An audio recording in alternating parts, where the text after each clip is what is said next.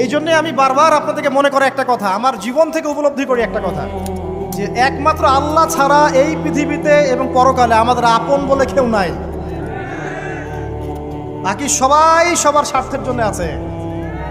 মানুষ মানুষের অবস্থানকেই মূল্যায়ন করে, মানুষ মানুষের অবস্থানকেই মূল্যায়ন করে।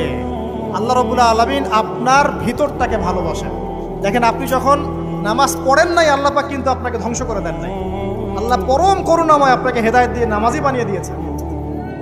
জীবনে অনেক পাপ করেছেন, ইনস্ট্যান্ট আল্লাহ পাক শাস্তি দিতে পারতেন, আল্লাহ পাক দেন নাই। আল্লাহ আপনাকে ভালোবাসেন, আল্লাহ আমাকে ভালোবাসেন। আল্লাহ পাকের এই ভালোবাসার ঋণটা শোধ করার জন্য হলেও নামাজি হয়ে যান, আল্লাহর পথে ফিরে আসেন, দিনের জন্য কিছু করেন, দিনের ফিকির করেন, পড়াশোনা করেন। প্রিয় ভাইরা, আল্লাহ পাক তৌফিক দান করুন। দেখুন, এই রিবা থেকে দূরে থাকার জন্য একটা হাদিস যথেষ্ট, যে 4 শ্রেণীর মানুষকে আল্লাহ